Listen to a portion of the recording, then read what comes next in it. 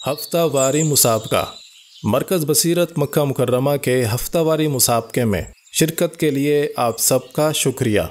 इस हफ्ते मुसाबके में सही जवाब देने वालों के नाम हम आपके सामने पेश करते हैं।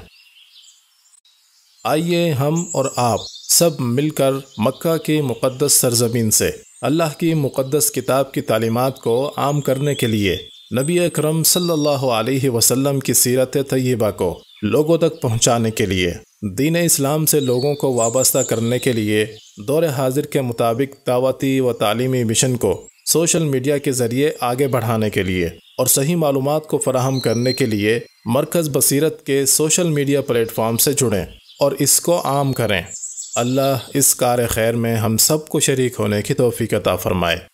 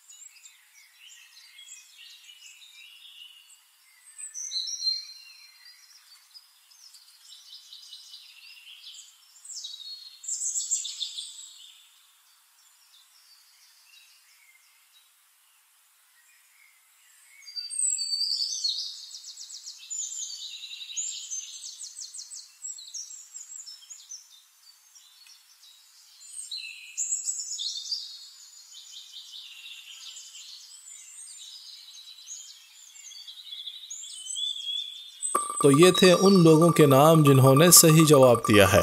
अब आते हैं कुरानदाजी की तरफ।